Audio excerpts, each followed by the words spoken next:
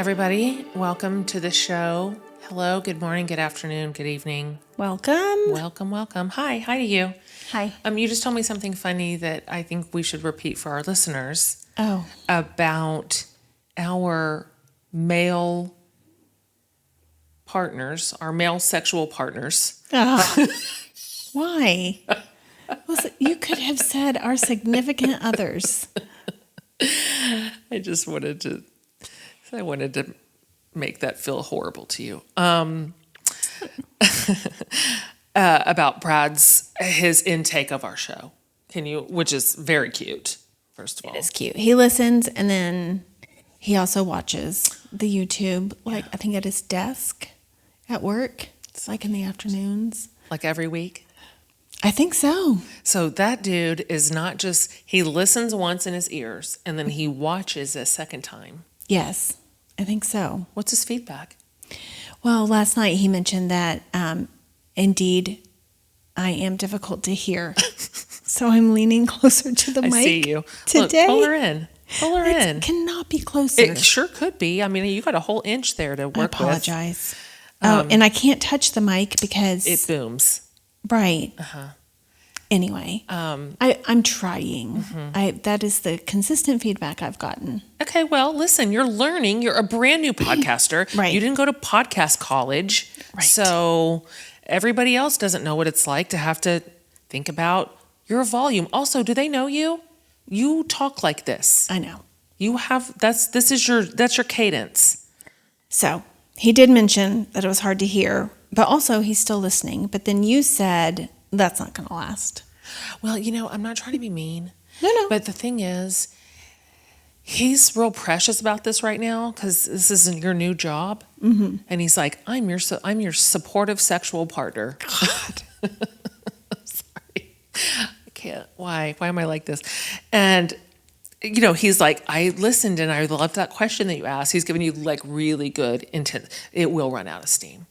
Come 6 months from now, he's going to be like, well, I know that you interviewed, Michelle Obama, but I just wasn't able to listen. I just didn't have time. Yeah, I am. I really was. I'm just manifesting. That is my tip-top guest of Wish, my Wish guest.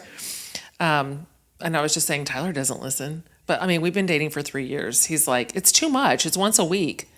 To be fair, I didn't listen to this. That is a great example.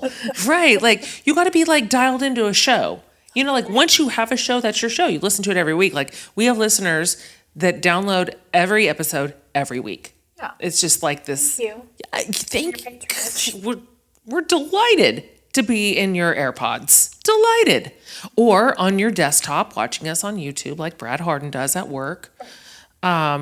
Yes, we're so happy about that. I didn't listen, honestly, because it would trick my brain into thinking I had talked to you in real life. Oh, yeah. And then I would realize, I haven't talked to her in 6 weeks. Oh, yeah. I'm not a great friend. Oh, well, that's not the calculus we use here. Well, I know that, but still, my brain would say. Yeah, I do. We have such a cute guest today. Yeah. I have loved her for so long and in so many things. But it did beg the question for me before we get to it. Because we're adjacent. We're talking about programs and pageants and shows and such. And I am curious about your childhood experience with any of the above. Pageants, for example, or programs.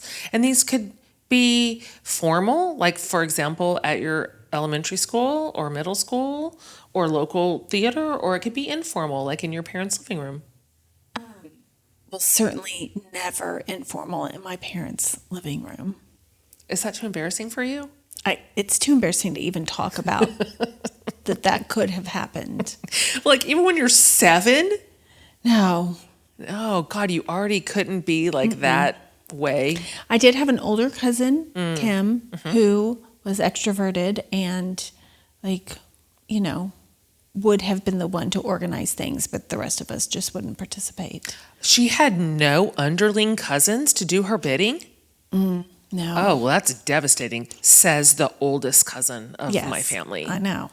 I mean, if you don't think I wasn't the director of every program, and we performed them with like energy and enthusiasm, as you can imagine, because you know my Yes. family. Yes. It's just a lot.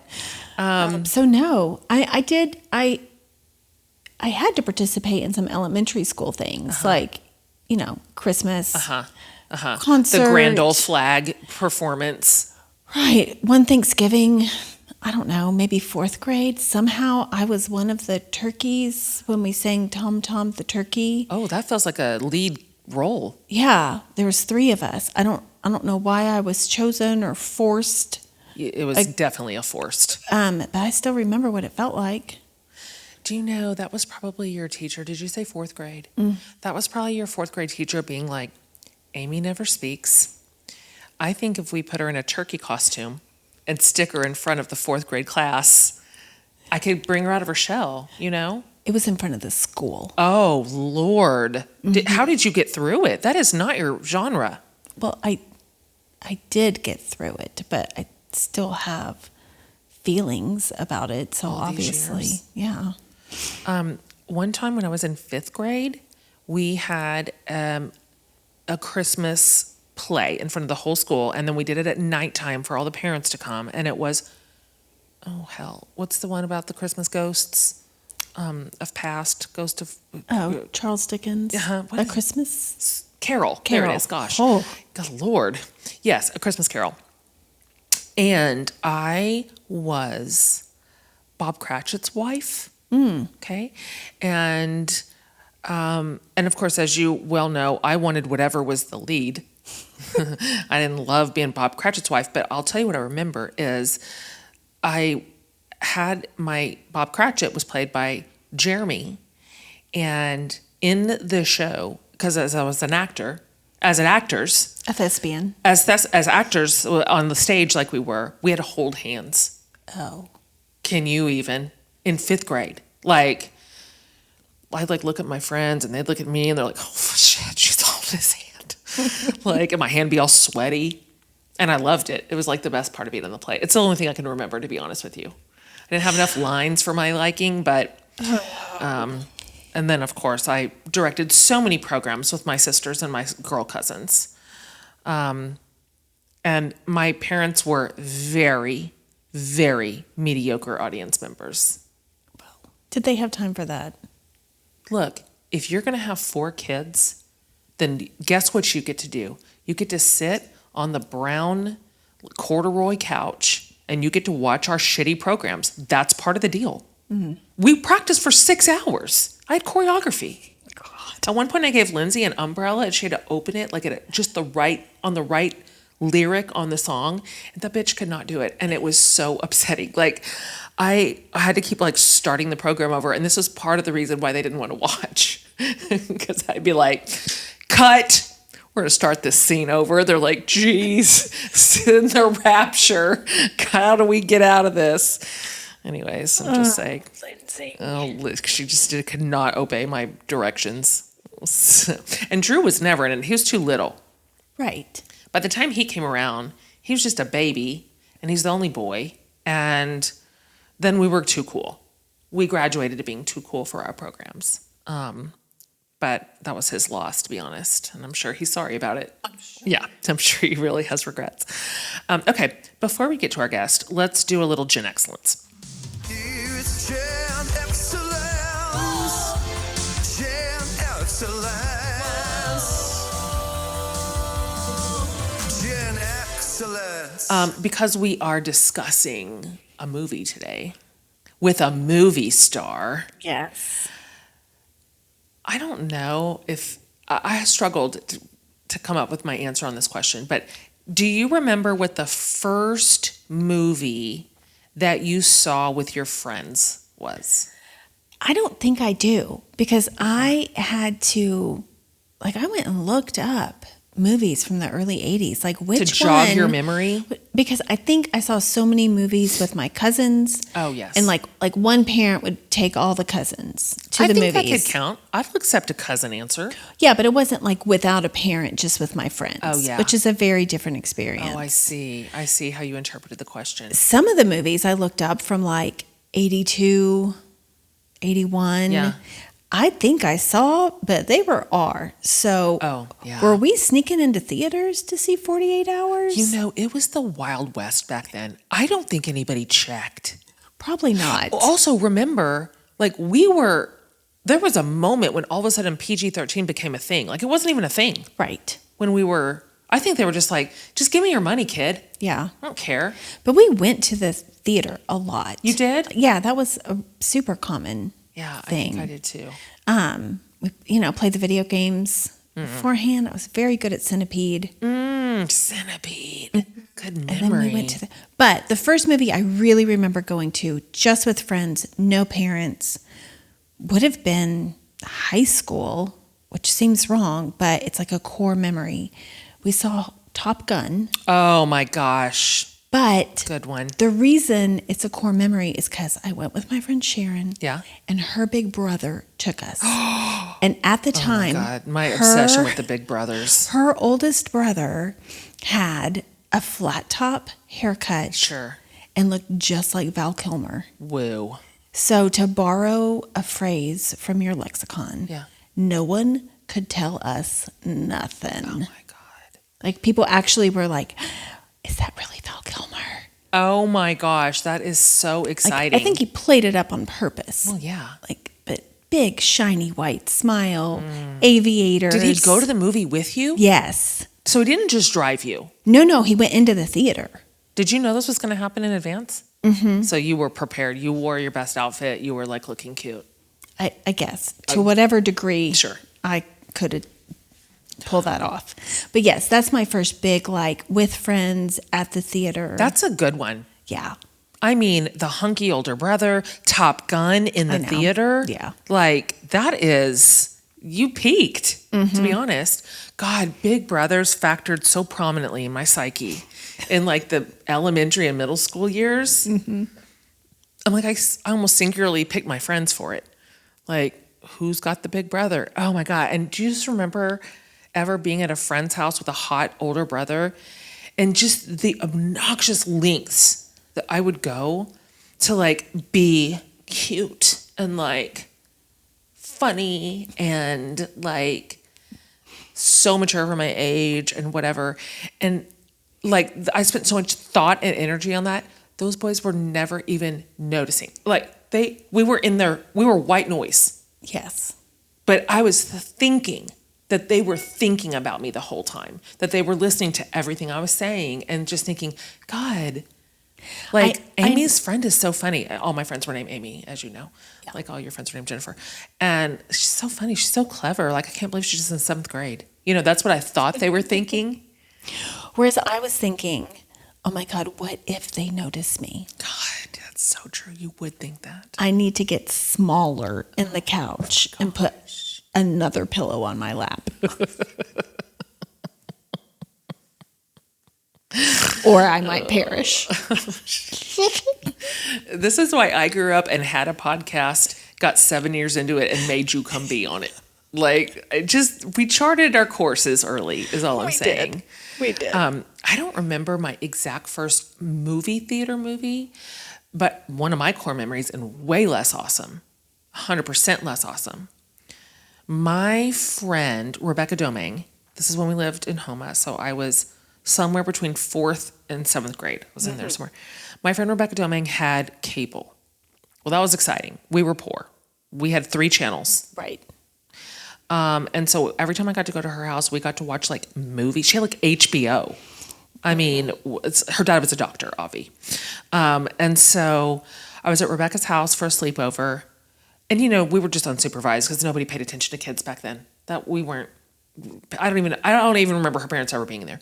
And we watched, I guess on HBO, or I just can't remember how this worked out, but we watched The Shining. Oh, no. To this day, I can feel the terror in my bones. I just kept thinking, I just don't want to be watching it. I just want to go home to my mom. And then, of course, I laid in her bed that night, just absolutely wide awake with terror, waiting to be murdered. So, You know, the South Lamar location of Alamo Draft House is done like The Shining, like the hallways. I don't know what you mean.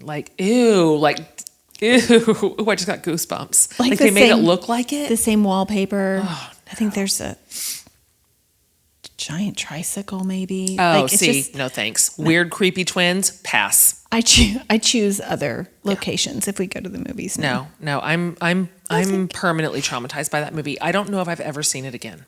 I could probably rewatch it now as a grown person and be like, it wasn't even that big of a deal. But when I was 11 or however you're old in 7th grade, oh my gosh. Yeah.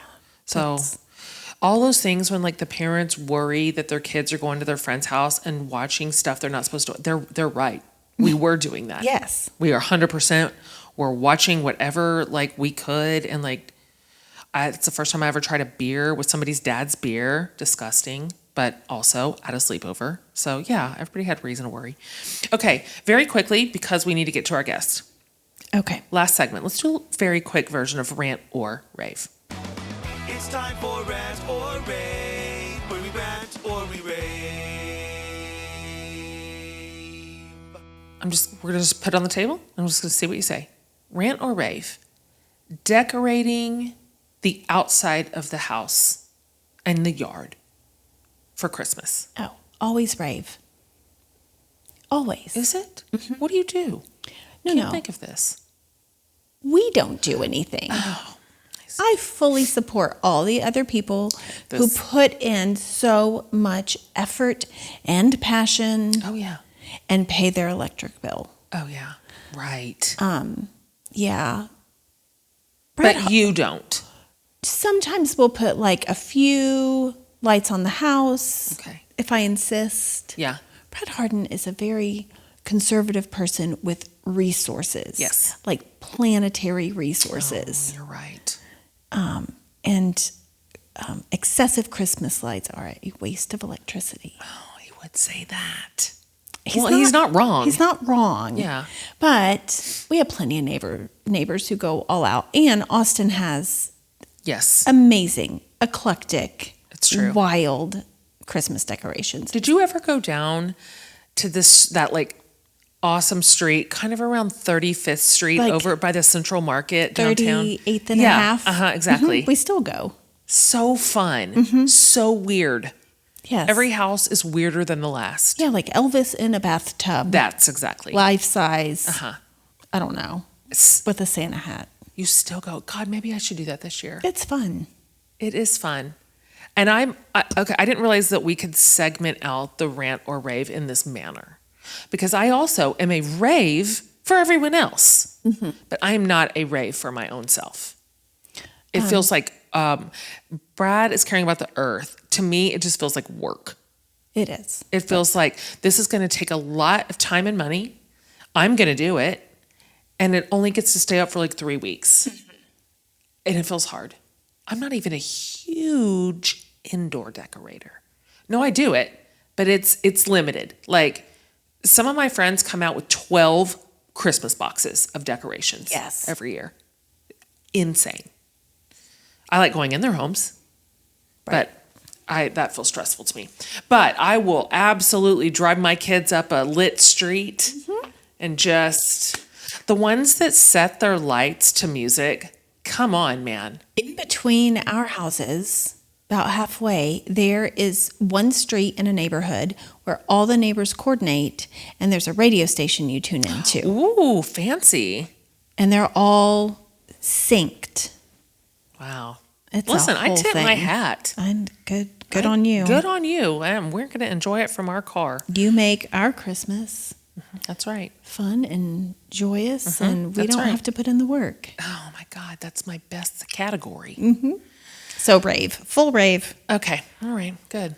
All right, let's talk about our guest today. This is fun. You guys are going to enjoy this. I'm excited. Me too. We are thrilled to welcome the incredibly talented, incredibly versatile Judy Greer to the show today. First of all, she's got 2 decades in the entertainment industry, so she's got a long list of accolades. She has been on our screens in more than 100 films and TV shows. She's got this secret sauce of like charm and quirk and wit, and then this very authentic. Thank you, my God. Authentic way about her that just is like palpable. So she has had some of my favorite roles. Let's never forget Kitty Sanchez on Arrested Development. Oh my Lord. God, I never missed an episode. She was like the best in 13 Going on 30, The Descendants. She's also a writer. She wrote a hilarious memoir called I Don't Know What You Know Me From, Confessions of a Co-Star. That's so clever. That's so funny. And we are so excited to talk to her today because she plays one of the lead roles in her latest project, which I am personally thrilled about because I have easily read this book, 30 times. She plays one of the lead roles in the best Christmas pageant ever, which is coming out this holiday season. So we're going to talk to her about the movie and her experience on it and even more. We're going all things Judy. So we are delighted to welcome Judy Greer to the show.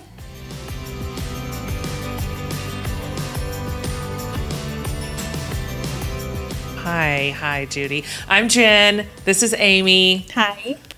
Welcome to our show. We don't wear shoes. We sit cross-legged. It's fine. Oh, I love that. I'm so jealous. I am in a skirt and Spanx because come on. Oh, God. And I'm wearing shoes. Yeah. God, we literally just said, oh, poor Judy.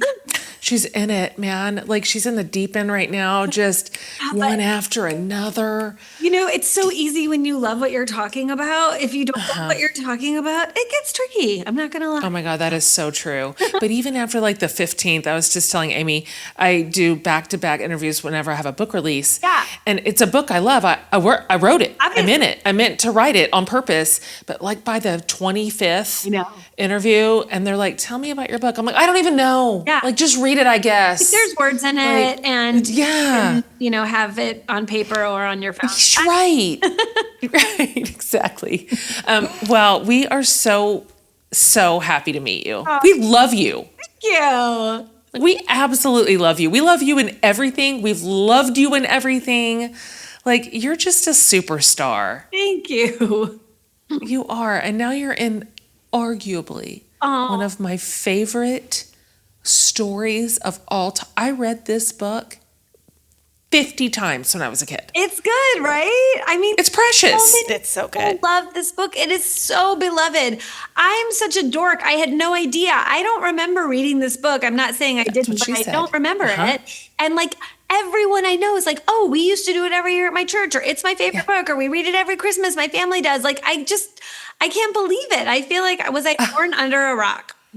Oh my gosh, you accidentally got starred in like a beloved national treasure of a story. How wonderful for you. Listen, sometimes good things happen. Hugely. Oh yeah, I was just, Amy and I were just talking and I'm like, the people are going to rush to the theaters to see this. I am included. We're so excited to talk about it. But before we get to it, Amy and I were just going through like everything you've ever been in that we cherish, and the list is so damn long. Aww. Like so long. It's so long. I'm like, if we only had Kitty from Arrested for the rest of our lives, it'd be enough. That'd be enough entertainment for me. I'd be satiated. Like, well, Kitty plus multiple characters on Archer. I did name one of my dogs Archer. Oh my God, you did, Amy? Well, we name our pets after Texas counties, but I always try to find like an ulterior. A double down? Yes. So Archer. Oh, Yes. that's so perfect. Such a good So dog. perfect. But also great show. Yes, it's a great show. You've had so many. Like, hell, I mean, when you just look back over the last 20 years, it's such an impossible question. Why am I even asking this? But what is like a huge highlight of your work and the roles you've gotten to play and the people you've worked, whatever it is? Gosh, there's some that like have become highlights, like obviously 13 going on 30. Right. It was a huge moment for my career. Getting cast as Lucy / Tom Tom was like a really big deal for me at the time. Yeah. And then it's just kind of become a massive highlight. I mean, the friends I made on that movie, how much fun we had making it, like how beloved it is, which obviously, you know, I can't help but hope that that will be the same for this movie. Best Christmas pageant ever. But that was a big one. And then another sort of milestone moment I remember was I was the biggest Alexander Payne fan. I was obsessed with the movie Citizen Ruth, starring Laura Dern, one of his first movies. It might have been his first movie. And so then when I got cast in The Descendants, that was a big moment for me, because it was like I got to do something that I never thought was possible. Like I had been wanting to do it. That had been a goal. And so, and it like lived up to it. Like, actually, I mean, people are like, oh, was it just so exciting to work with George Clooney? And I'm like, well, I'd already worked with George years ago in a movie called Three Kings. So that I was actually on set. I mean, don't tell George. I was like way more starstruck by Alexander Payne. Oh my gosh, totally. We knew each other. So I was like, oh my gosh. That was a really big moment for my career. And then, I mean, like all along the way, like I could look down my whole IMDb page and tell you like why each project was so meaningful to me. I really feel that way. Like it's just, I mean, if I never make another movie, like I've had 4 careers, I've been so blessed, and I'm so grateful. And like all of the things, I take things away from each job, whether it's like the experience, the person, the story, like the friends I've made, the location I've gone to. It's, and I think that I'm lucky in that I've been able to be in a lot of different genres, and I've hit a lot of different demographics. In a lot of ways, my career, I've been able to sort of be much more of a chameleon because of all the different roles I've played. And I've been so lucky in that way. Phenomenal. Outstanding. In addition to Alexander Payne, you've worked with some incredible directors over your career. Yeah. Clint Eastwood. Oh my God, Clint Eastwood, I die. Gosh. What's the best piece of direction you've received as an actress in your career? Oh, well, that's a really good question. I would have to think longer about that. It's hard to think of one thing right this second, but I know that I like getting told to slow down and listen. I think sometimes the simplest pieces of direction are the ones that we forget. I forget sometimes. I know the story. I know what's going to happen. I know what she's going to do and say. And so it's really important. I like it when a director reminds me, like, you're hearing this for the first time, which I'm like, That's good. Duh, but sometimes we forget that. Oh my gosh, that's great advice. Because you can't just jump ahead because you know what you're supposed to be hearing. Yeah. I love this because you went on the other side of the camera too. You've directed. Yes. And I mean, that's a completely different flex, a totally different muscle than being in front of the camera. We were just laughing about how you've mentioned before that Adam McKay actually told you to wear comfortable shoes, number one. Like, don't be cute about it. Yeah. Do not be cute about it. Because it's time for New Balance. No, day one, I was cute. And on the way from the first day of my movie, I went to DSW Shoe Warehouse and That's right. sneakers. Because I was like, he was right. He was right. Yeah. He was 100%. right. Like, that is not it. And say yes to everything. And I'm like, oh, I love that. I love the idea that it's easier to turn a yes into a no than vice versa. Yeah. Like, oh my gosh, what a smart way to think.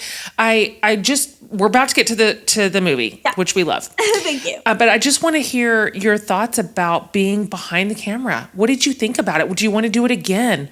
Like, was it daunting? Emphatically, I want to do it again.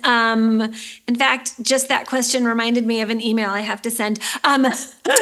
Yes, I want to do it again desperately. Yeah. It was overwhelming. It is daunting to think about. You get so much leeway with your first movie. Everyone's like, oh, it's your first movie, yada, yada. But like now, if I do a second movie, it's like I'm supposed to know some things that maybe I don't know. Yeah, totally. I definitely want to. And one thing I learned is how important it is to, I think what I loved is looking at everything, looking at us as a company, like a theater company almost. Like everyone is as important as everyone else. And so if we all work together like a real community, especially when you have a lower budget, it's so hard. You have to shoot so much. You have such little time. You know, you're working with all these actors' schedules and you're trying to get your day every day. And it's so helpful if we all feel like we're doing it together as opposed to like, it's my story, it's my movie. It's like, I'm the director, you know, and that's something that I learned. And I learned also that, you have to keep your actors on set because we tend to scatter. If there's just like a quick moment of downtime, like we'll all just go and walk in different directions. It is like herding cats. I try really hard now that I'm on a set to be mindful of that. Be like, well, how long is it really going to be? Because I can just sit here. That's hilarious. That you sound like you would be a dream director to work for. Oh. Like if that's the ethos that you take onto set, like what a wonderful way, like coming to work every day. Let's talk about the best Christmas pageant ever. It's just presh. I mean, it really, really is, and I love to use your word. It's just a beloved story, and it's had a lot of iterations. You know, obviously it came to us in a book, but we've seen it on. This is its next life. You're giving it its next iteration on the big screen. It's so fun. Also, your castmates. Come on, love all. Just what a crew. Yeah. What a crew. So you hadn't read it. No. So what drew you to it? Like, what made you go, oh yeah, this is going to be a yes for me? Well, two things. The script was beautiful.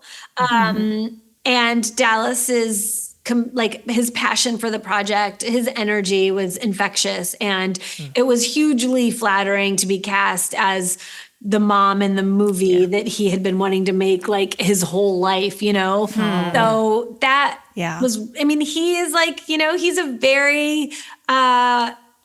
very encouraging, but he's infectious. Like his passion for this, his love of this story, his love of the Herdmans, like how he feels about telling this version of a timeless story. I don't know. It was like, I just couldn't say no after our meeting. And then I went back and read the book. And I think like my third reason was that he kept the screenplay so close to the book. And so I know for people like yourself who do love this book and have forever, like they're just going to love the movie because it feels like the book. Yeah. Yeah. Oh my gosh, that's a perfect answer. Christmas movies for us, when we're watching them, just hit different. We're in the holiday spirit. It's in the middle of the holidays. Yeah, we're in a vibe. Right. So when you're filming a holiday movie outside of the holidays, how do you keep that magic, or how do you summon it at least? Well, here's some BTS. We were actually shooting over the holidays. Oh my gosh, that never happens. For us, the hardest part about shooting during the holidays was not having time to do holiday shopping because I was on set all the time. But we were shooting in Winnipeg during the winter time. We actually took a small hiatus during Christmas and New Year's, and then we went back to work to finish it. It felt like my Christmas time was like 2 months long because shooting this movie for 2 months, and then we stopped for the holidays. But it was really, really fun. And also like we were in Winnipeg. It was cold. It was snowing. We were wearing cozy. Everything was decorated for Christmas by professional decorators, like for the movies. So it was pretty easy to get into the holiday spirit. I think it was the opposite, actually. Now I need to bring a little bit of that to this year. Yeah, exactly. Exactly. And there's a lot of kids in this movie. Kids. Yeah. So many kids. Yeah. What was that like on set, where kids are really a central piece of the whole story? Yeah. Yeah. Was it slightly chaotic? Slightly chaotic? I mean, it was chaotic because there were so many people, but it wasn't chaotic because all those people were kids, if that makes sense. Yeah, it does make sense. Like, our kids were amazing, and it never felt like, I mean, if you get that many just actors in general in a room together, we're a train wreck. You know, we're going to be screaming by the end of it. We're going to be trying to be louder than the next. We're going to be making jokes. We're going to be running off to craft service. Like, it's really not an age thing, unfortunately, just like the nature of actor. And kids, right. I would say the kids in our movie made Pete and I look like the actual children. Like, we were the ones that were always getting reprimanded, that we were the ones that they had to tell to be quiet and stop fooling around. And Dallas would always be like, you guys are supposed to be setting an example for them. And they're gosh. And we'd be like, sorry, Dallas. But they were. And Pete is such a cut up. I mean, like, just the inmates are running the asylum there for sure. I know. It did feel sometimes like I didn't know about Pete's Batman character. I didn't know he did that. So when he showed up for work and I met him, and then him and Dallas like started doing the Batman thing, I thought like, what are they doing? Like, what is this language they're speaking? I had no idea. And then, of course, I went home and was like watching them on my phone, and I was hysterical. And hysterical. But I told Pete I watched his Netflix special this summer. And I loved it so much. I had to call him on the phone and tell him all my favorite parts. But I was like, dude, I'm so happy I didn't watch it before we worked together, because I would have been so starstruck and nervous about you. Oh, that's such a cute thing to say to him. That was so flattering. So amazing. And I would have just been like, oh. I mean, truly, he is so original. I know. Like, there's just one Pete. Like, he's just the one guy who does what he does in the world. His comedy is not mean. It's like, no, it's not. It's funny, but it's not mean. And I really appreciate that, because sometimes it's hard with stand-ups. I think that, to be self-deprecating. And I guess stand-ups are pretty self-deprecating, but, to not put other people down, to make themselves look bigger. Yeah. Sometimes they punch down. Yes. Yep. He does not punch down. My husband says that a lot, and I never remember. It's such a great phrase. He's probably, because he's telling me I'm punching down, and then I'm like, oh, that's a joke. I am not. But to go back to the Christmas pageant, in our movie, like, I think what's so beautiful about this story is just like it's kind of about unity, and it's about passion. It's about empathy. It's about being welcoming. And like, I'm not saying like Pete's stand-up special is all that, but that's kind of what I loved about his brand of comedy, is that it fits really well with this story. Totally. It's going to be a runaway hit. Oh my gosh. Just a runaway hit. I hope you're right. Please. No, it is. It 100% is. Like, we're all going to it. We're bringing all of our people. Everyone's coming. Everyone's going to love it. Okay, good. We can't wait to see it. Thank you for being on our little show. We're just delighted to have met you. I love doing it. Just cheering for you. Thank you for having cheering me. And cheering. Thank you. Yay, Judy. We can't wait. Can't wait. Thank you.